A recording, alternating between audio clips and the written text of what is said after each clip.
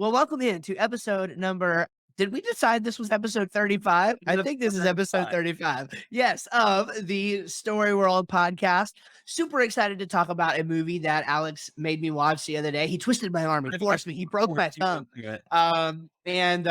He, uh, called Knives Out. Now, I had never seen this, I had never heard of it. But Captain America is in it. And so any movie that Captain America is in, Shield and all. yes, I am all about it. So the big screen, another big screen episode. Alex, I really enjoy these. I like talking about movies and stuff that we watch. I feel like it's a fun thing, but it's kind of like that the Chinese doll on Turbo Man. It's fun and educational.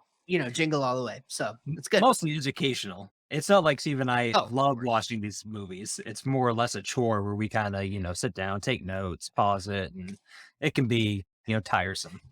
yeah, I But mean, I complain to my wife for like 30 minutes before I have to go over to your house and watch these every single time. yeah. You should hear it.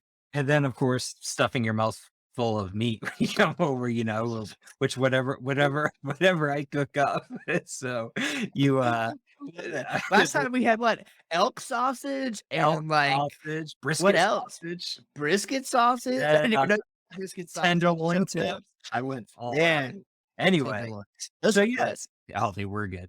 Anywho, yeah. Knives Out. This is one of my favorite movies. I think I went to the theaters to watch it with Brooke. It blew me away. And then over the next month or so, whenever it came out, I think I watched it like 4 or 5 times the first month it came out because I had to watch it with my dad. I had to watch it with my mom. And then I forget who else I watched it with, but I watched it with a lot of people. I was like, you gotta watch this. And so it is one of my favorite movies. Um, I wouldn't say I am a nerd when it comes to whodunit movies.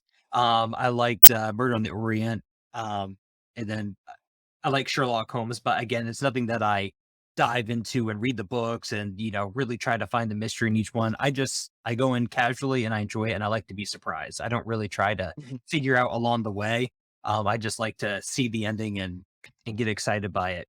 But this one has just a couple. First of all, it's just very well made, and it throws in just a couple nice twists that you don't really see in other whodunit movies, and so I think that's what kind of sets it apart. Um, but yeah, excellent movie. Just for a for those of you listening who have not seen it, full spoilers coming up. I think we'll touch on spoilers. So be Yeah. Oh ready yeah. for that. If you haven't, go watch it, and especially with a whodunit movie, you definitely don't want spoilers for that. But at the very least, I will start off by reading off the synopsis of what Knives Out actually is. The circumstances surrounding the death of crime novelist Harlan Thrombey are mysterious, but there's one thing that renowned detective Benoit Blanc knows for sure. Everyone in the wildly dysfunctional Thrombey family is a suspect. Now, Blanc must sift through a web of lies and red herrings to uncover the truth. Mhm. Um, Anyway, I want you to tell me, Steve, what you thought you were getting into for this movie. Did you kind of expect? I kind of figured you thought it would be good. You and I kind of have the same taste in movies, but did you think it'd be more or less kind of a typical follow the formula line of whodunit movies, or what were you kind of thinking? Well, going into it, I was thinking, maybe along the lines of something like Clue, right? That's the classic, Yeah. for me anyway. I'm sure some real movie snob would be able to identify some much more classic. But for me, the classic whodunit was Clue. And so my expectations were kind of like, okay, well, if there's anything like Clue, I'm sure that I'm going to love it. Now, something about this movie that struck me, much like another movie that we watched recently, was how well the um opening sequences of the movie Mm. were. And because I'm the marketing guy, my time studying marketing has told me that what we call this is the hook. And actually, since I'm a music guy, um, the hook is also a concept in music. And basically, it's the thing that makes you keep coming back. It's the thing that, and a lot of times, especially in marketing, you have to hit people up front with it. And so the same is true in movies. But some movies don't have as good of hooks as others, and you don't really know what to expect. I feel like this movie, they set the hook really, really well. They pre-framed in the very opening sequences with some of the shots of the around the mansion that were there, and the kind of just the paraphernalia and things that were on the walls and the names that you saw popping up and everything. I thought uh, they did an exceptionally good job of like. I remember within the first 2 minutes being like, "Oh man, I'm gonna love this." And it reminds me of Interstellar. The same thing was true of Interstellar. Right there in the beginning, you get some confusing but really cool stuff Mhm. that just draws you in, and it's like, okay, well, I have to figure out how they got here. So Yeah. I thought that this movie did that really well and kind of hooked my expectations from the beginning. Yeah, I agree. To go along with the hook, uh, what I've seen a problem in, not just mystery or whodunit movies, or honestly, it could apply to any genre, is a lot of times a movie might start off pretty good, like showing a murder scene or showing something mysterious. You're like, okay, I'm good, I'm in it. And then the next 10, 15, 20 minutes are kind of a dud. Either because Yeah. characters aren't developing very well, like they show you this big thing and then they're like, okay, now we're going to show you all this backstory that, kind of matters, but it's not very interesting, but you need to know.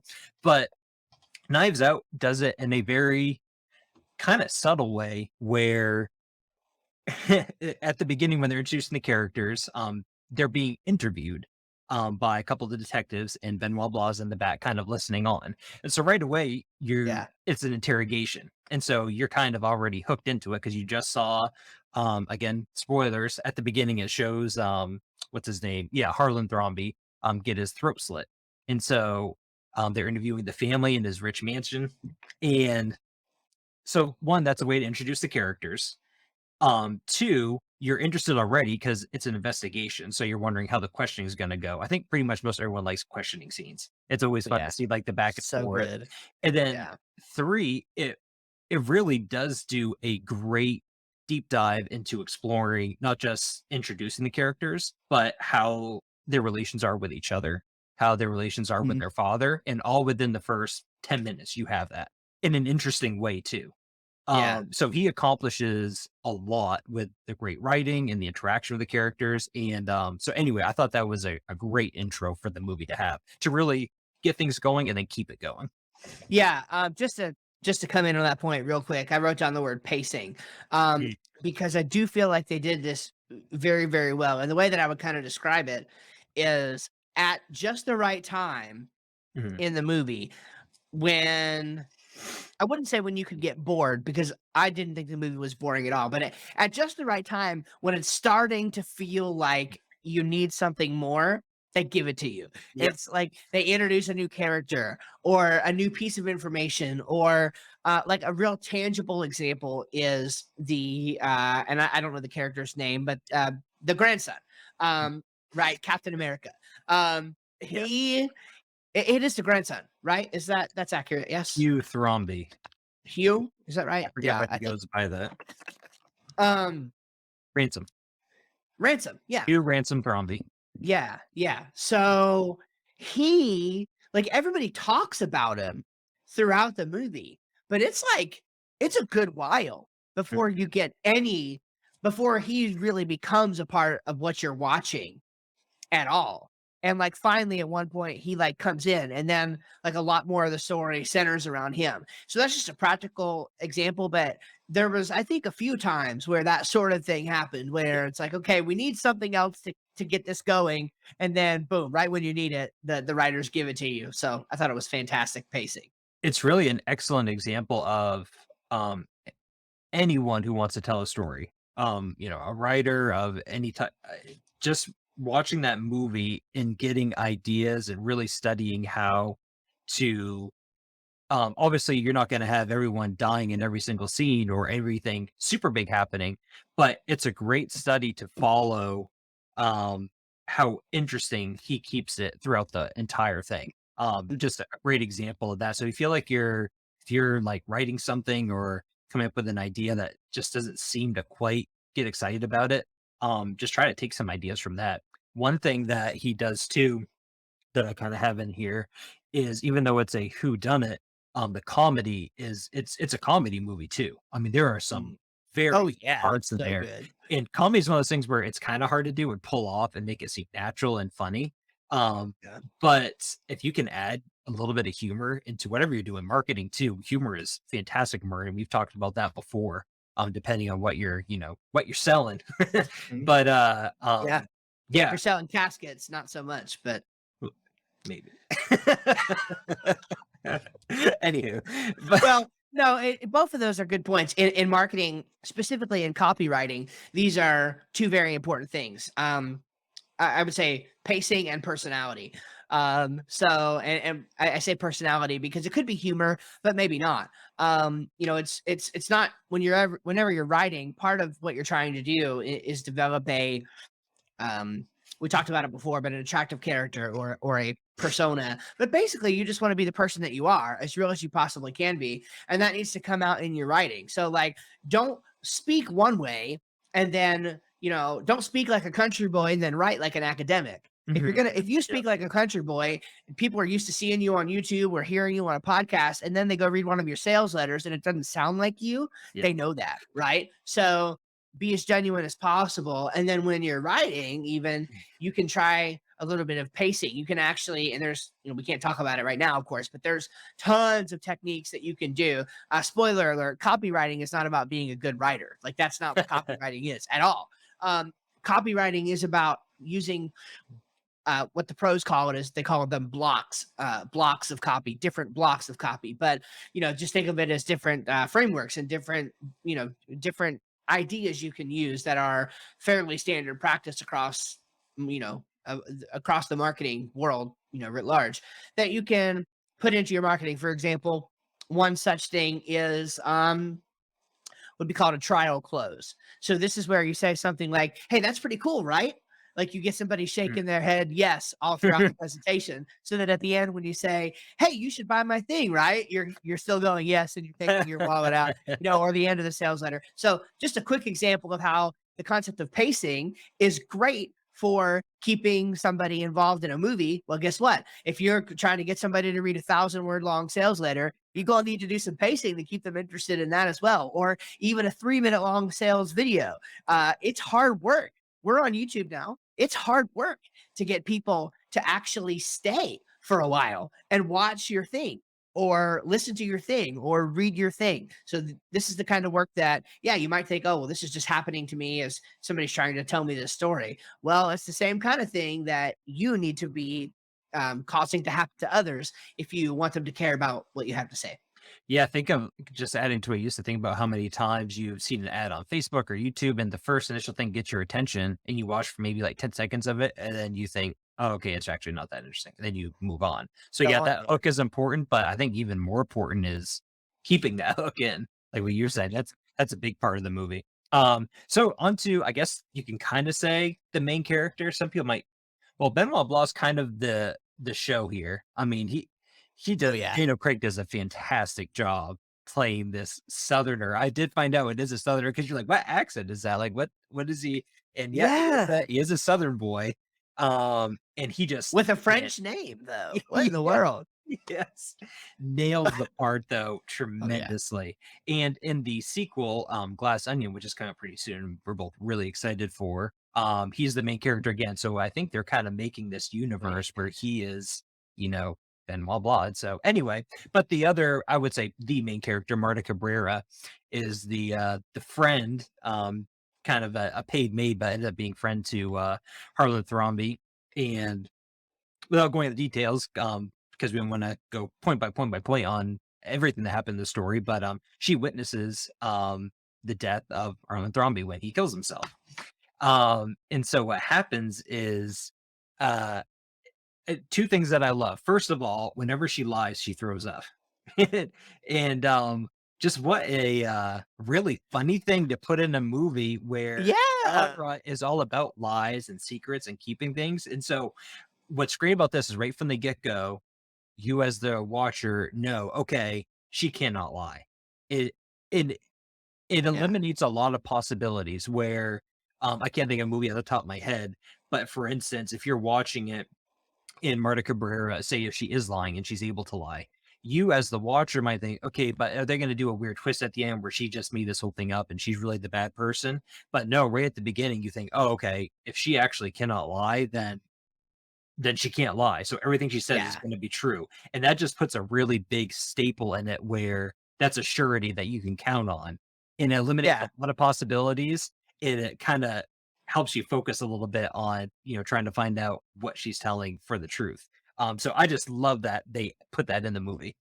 That was super cool. I guess is that what you would call a plot device? I was just Googling. I think that would be like maybe a plot device or something. I don't know. With Um, yeah, that like works. like something, yeah, something that you basically invent that's it's sort of arbitrary, right? Like it didn't have to be that way, but because it was that way, it allowed for interesting things to happen throughout the story. I actually Mhm. think that's really cool and something that as I continue, a little foray into my own fiction stuff, something I want to think about because it seems to me that that's something that you could introduce that could even help with writer's block and things like Mhm. that, right? Where it's like, oh, I don't know what to do in this situation. Oh, well, maybe I can pull out one of my plot devices here, and maybe that will infuse some new life into this situation. So I thought that was just such a neat little thing that at various points throughout the story, it was kind of a linchpin, right? It was like, oh, like the fact that this is the case makes a difference. So Yeah, absolutely, and it helps Benoit Blanc too, and he knows about it too. That's the other thing is he knows that she's regurgitating exactly. and she lies, and so he likes to Yeah. keep her close around to the whole thing. Another great part of the Yeah. movie that maybe again, I'm not a nerd when it comes to the whodunit, world or universe. But one thing that I have never seen before, at least this explicit, is the movie basically shows you what happens at the beginning. It shows you Marta Yeah. Cabrera up there, shows you how she messed up the meds and how she basically poisoned him. So you, at least you think at the beginning, you know what happens. And so I think you had said we pause it for a little break, whatever. You said, I'm curious to see what's gonna happen because like we know what happened.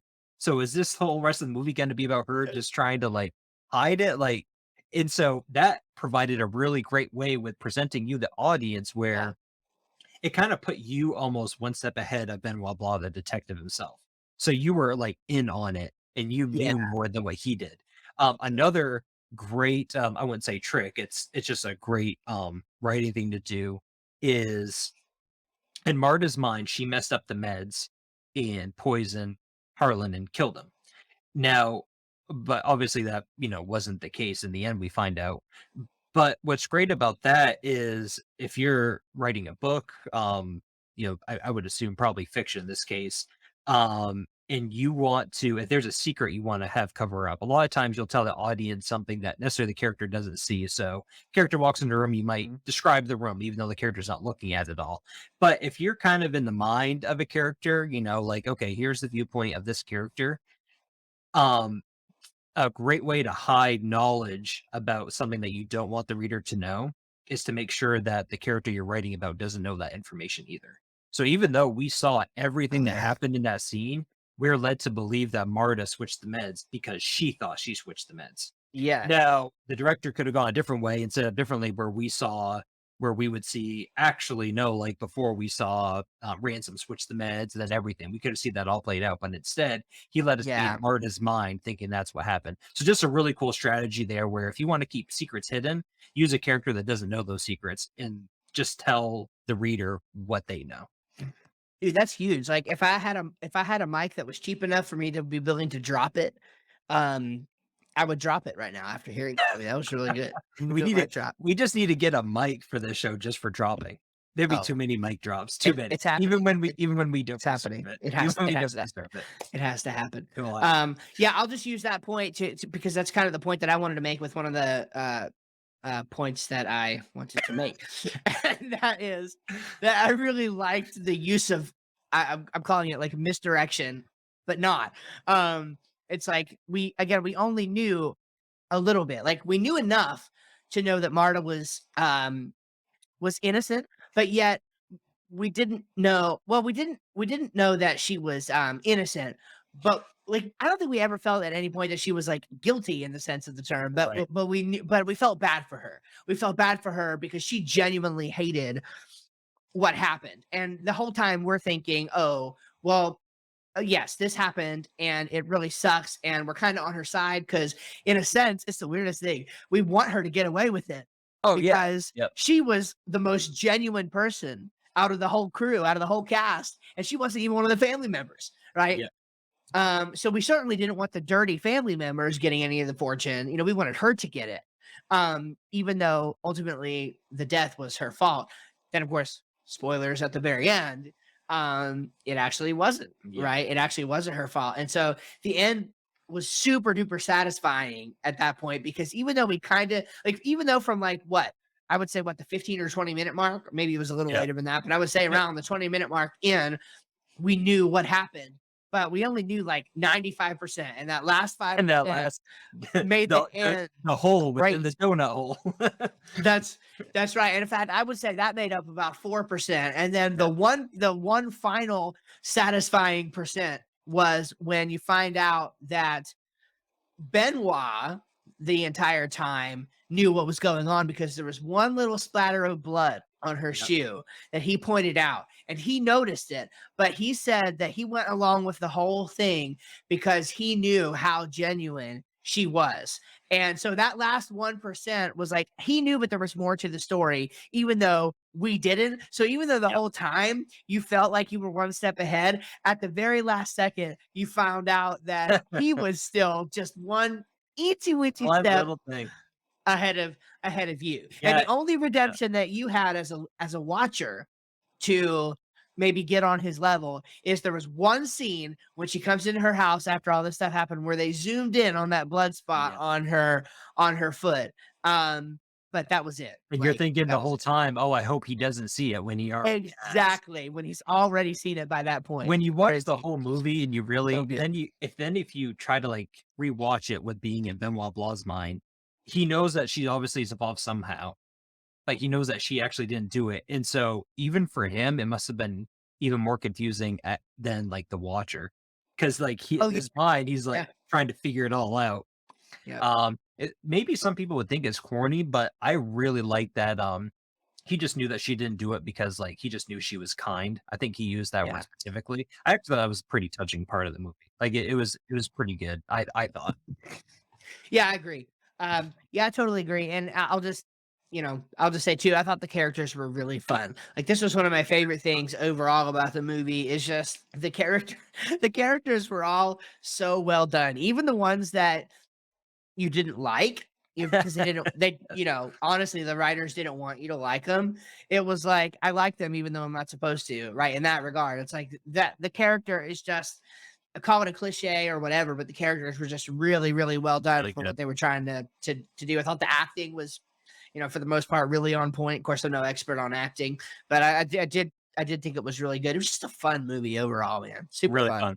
I love how the family members kept saying that she was, like, Venezuelan, and then that would be like, "Oh, that Cuban girl." And they have, Yeah, like, 4 different yeah, countries that it was yeah, that really Moroccan funny. girl. Yeah, and they would just keep on going with it. Yeah, It's just so it many was great. nice little touches Yeah. like that didn't Yeah. have to be there, but maybe that was a whatever, a plot device, right? Like, oh, the family members don't know where she's actually from, so they all say a different thing. And that was just Right, it was yeah. just fun. It just It was just it fun. was part of that pacing, kept you going. Really entertaining. Yeah, yeah, it was great. The last thing really that I kinda have about it is, just a tribute to how good Daniel Craig played the role is, Yeah. I don't know what was better, the actual full reveal at the end or watching Daniel Craig unfold it in his character to you. It was so entertaining watching him unspin that whole ball of yarn and get to the ending. Yeah. So Yeah. entertaining. You know what it reminded me of was Monk. I love the show Monk. Oh, yeah. Have you seen that? Please tell I me you've have. seen it. The reason Yeah. why I started watching it, I could be wrong on the actor. I could be getting confused, but I'm pretty sure that guy, the main actor is from Portland, Maine, and no one comes from Maine, and that's where I'm from. And so I was like, oh, I gotta watch it. Like he's from Portland. Uh, I'm pretty sure. But anyway, I watched a couple yeah. seasons worth, and that was a good show. Yeah, I've watched the whole series twice through now. And just it's just fantastic. And that kind of goes to my last point. The writing was really on point for the genre, which is just to say, yeah, like it fulfilled on the promise of being a great whodunit. Oh You yeah. had you totally had the here's what happened moment, at the end where Yeah. Daniel Craig's character just, lining out the whole thing and it They was He kept the Perfect. traditional whodunit stuff and then adding his own twist. It was the Exactly. way you would want to see a movie like that. Yeah. Um, Yeah. just to I'm get so us impressed. excited about Glass Onion, everyone listening, terrific lineup of cast. Some of my, I guess, favorite actors, really good actors. Daniel Craig's coming back again as Benoit Blanc, and He's then you becoming black for this movie. That's he's crazy. becoming, yeah, it's it's a little bit controversial, but What they're commitment? going with it. Good lord. Especially for a Southern guy. That is serious commitment. He's coming back for that role. Also, Edward Norton. I think he's an underrated actor. People like Edward Norton. I think Oh. he is terrific. Um, Yeah, I agree. Dave Bautista, Ethan Hawke, and a bunch of others. So, Oh, yes. Oh, that's gonna be so good. it's Wow, what so a good. cast. It's gonna be so What a good. cast. Yeah, that's all I have on that movie. So if Beautiful. you have nothing else, then we can go to story of the week. We're Yeah, gonna let's save do it. Steve's for last because his is a real doozy. So we'll go with mine. Mm. For anyone who likes video games or specifically likes the God of War series, the Ragnarok, I think probably the final trailer or last big one just came out. It's a 3-minute long one and it looks terrific. When you watch a video game trailer and it could like take the place for an amazing movie, you know you're going to get a great experience. And so anyway, go check it out, God of War Ragnarok. I am super pumped by it because it's probably my first or second favorite series. So go check it out and I'm really excited for when it comes out. Stay. Yeah, cool. Well, my thumb is about 7 to 10% missing. Look, this is story of the week This on is Story World podcast. So I am going to take the 3 to 5 extra minutes. If that's Yes. okay. You know what? No, you If you need want to leave now, you have my blessing. But this story is not very cool. So I really need to try to give you the coolest version of the story yeah. that I possibly can. Okay. So it all started in 2016. No. All right. So for real, I'm a huge personal finance nerd. I am. I love it. I love personal finance. I love budgeting. I love Dave Ramsey, kind of. I used to really love Dave, and then I don't know. I like Dave, but have my disagreements. And anyway, so I also now use this tool called Wannabe, which stands for You Need a Budget, and there's a whole educational company around them as well, and really cool stuff. Okay, I'm also a huge mug collector. I love mugs. I can't help it. I really love mugs. So YNAB has a swag sale every so often, basically never. And when you order it, you got to pay. You got to you pay for everything and then you have to wait for it all to ship together. It's like this exclusive thing, right? It's really hard to get swag. So I paid like $70 and I had to, wait 3 months to get these things delivered, this mug, this t-shirt, and this hoodie. And so I have my YNAB mug. I absolutely love it. Okay, fine. Well, fast forward to a couple weeks ago, I take my mom to Arkansas to the doctor for to get some testing for a medical issue that she was purported to have, and now it turns out she may not have. And on the way back through, we stopped in Nashville and went to Dave Ramsey's place. So Dave Ramsey has this huge new uh complex there. It's a couple buildings, whatever. You can go and watch him tape the show live, and it's pretty cool. And one of the things is they give away like to have a little cafe there when you go in, and you can get a free cookie, you can get free coffee, and for every household that comes to visit, they'll give you a free mug.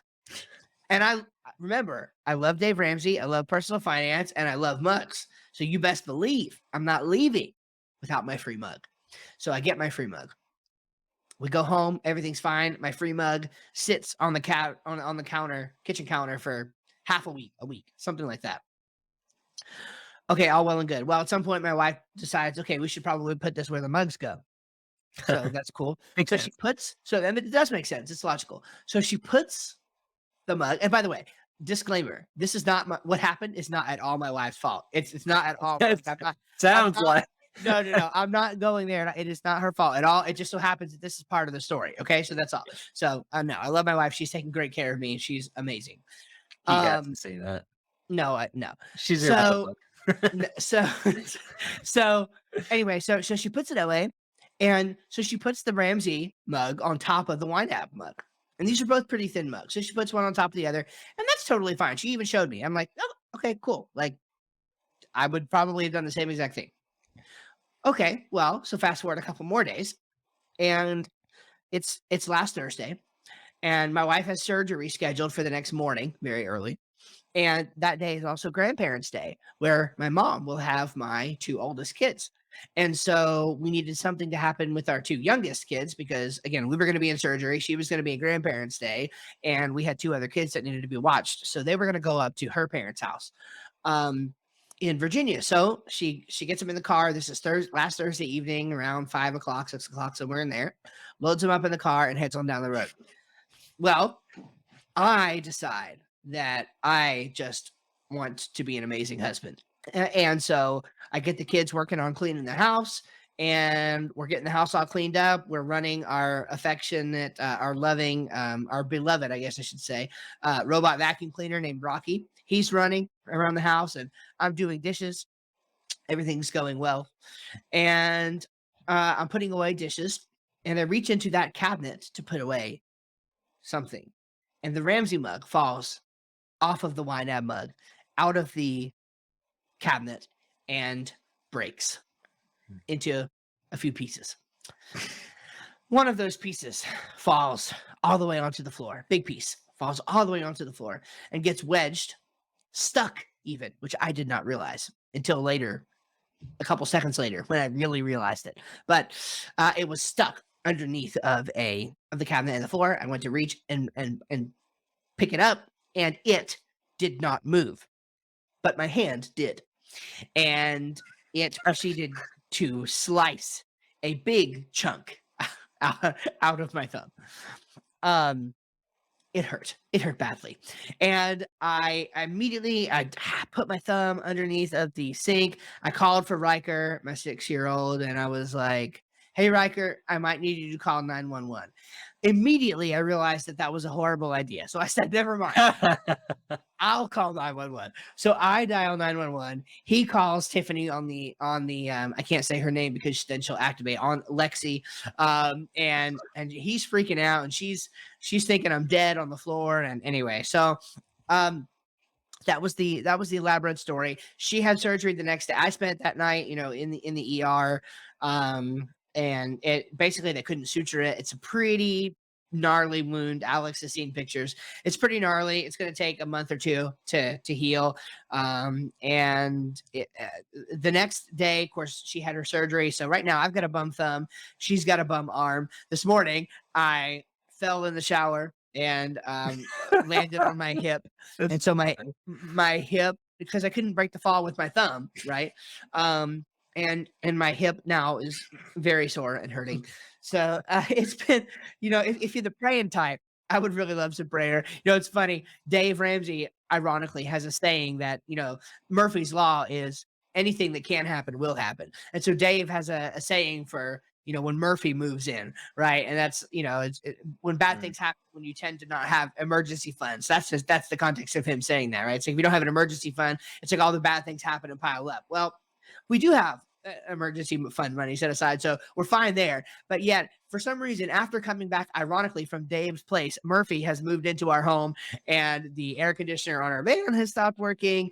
And I've got a bum thumb. She's got a bum arm. I've hurt my hip, and I'm just praying that we survive these next few weeks, and everything will be okay. But and I'll end here, but I just want to say, I realized in this time, like our lesson at church tonight was on patience, and I totally needed it. I really did. I really did. Like I go 100 miles an hour. I am not used to things holding me up. I'm not used to being in, frankly, such pain. I've had a pretty darn smooth, I've had my bumps in the road, but for the most part, I've had a pretty darn smooth 32 years of life. And honestly, this has slowed me down more than anything else I've ever experienced. So it's been a lesson. I'm learning patience. I'm learning gratitude. And that's my story, man. It's crazy. I'd like to really explain to people that when Steve says a chunk was ripped out of his finger, imagine, how if you take like a chicken finger, you can like rip strips off from it. It's like if someone grabbed Steve's thumb and ripped a strip off the side of it. I think that's a pretty apt description, Yeah, right? well, I'll tell you what might even be a more apt description. I Okay. agree with Yeah, that. go for it. What might even help more is to understand it in the context of meat slicing. Because my wife said it this way earlier. It's basically like a three. Like, if you go to the deli and you get a slice at the deli, like I like a good one. Like I like it as thin as I can get it, or half even. Mm, This is like a three slice. So it's a pretty good little chunk. yes. So it hurts. But it could have been worse. It's right there where like on the side of Mm, my dominant thumb, which is where my space bar is, and most of what I do is writing. You guys know I've told you that before. So it hurts and it's a little discouraging and it's setting me back a little bit. But I'm just trying to remain grateful. No nerves were severed, so it could have been a lot worse. My team is fulfilling on, like, I mean, I might not be very effective, but it's not slowing my team down any. Like, we're still getting the work done, and stuff's new work is coming in and stuff keeps going on. So I'm thankful for a business. I'm thankful that I'm not going to have like hand surgery. I'm thankful that so far it's been healing up fine. So I'm certainly not saying all this to complain. If anything, I'm trying to entertain at my expense here. But it has, it's been a challenge, and I'm learning some patience. So if I may, very quickly, to kind of move on from that, unless you have another thought. I do, because I want to read the text Yeah. exchange that you and I had about it. Oh, So go ahead. I had a cold last week, and Steve and I we're going to get together last Thursday, which is when we usually do our podcast recording. And I said, hey, not feeling well at all tonight. You get doing a different night next week, blah blah blah. And you sent me a picture with the thumbs up wrapped in a bandage, and you said, no worries, I'm not feeling so great either. Heading to the ER. Took a nice chunk out of my thumb. Yes, yes. Anyway, I did. I think one up you you did. on that one. You did. I was just gonna real Anyway, quick mention on a yeah, lighter note, maybe perhaps a happier note. maybe. Go for it. I another podcast that I recently found is called Connecting with Walt. So I really love Disney. I love Walt Disney as the person, as the business owner. I also love Walt Disney World because I grew up with it. And I'm always looking out for good podcasts about that stuff. And I found one because I'm mostly interested in. Ironically, I don't like history, but I like the sort of I like nostalgic things that matter to me. Like I don't really care about what happened in 1824, but I like reminiscing on things that happened in my early childhood, which I'm sure most would. And then I like things that I can immediately see a lesson or an impact that I can use in my personal life. And with Walt, there seems to be a lot of those. Kind of like Steve Jobs or Richard Branson or Elon Musk, those kind of guys.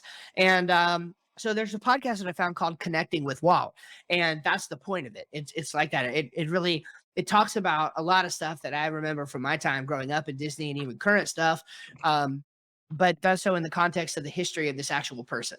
And so I thought that was really cool, and it's a neat podcast. So it's called Connecting with Walt. It's part of the Diz Unlocked or Diz. Hmm. I don't know, some podcast network that that it's from. So I don't know what that is, but the podcast is called Connecting with Walt, and I really like it. So it's good. Awesome. Well, thank you, Steve. I've All had a right. really fun time talking about the movie again and watching. I'm excited for the Yeah, dude. sequel, and Me yeah, too. I'm looking forward to it. Sweet, man. All right, sounds good. Thanks everyone for listening. Share it with your friends. Let them know. We'll try to get more people on here, as many as we can. So keep on listening. See ya.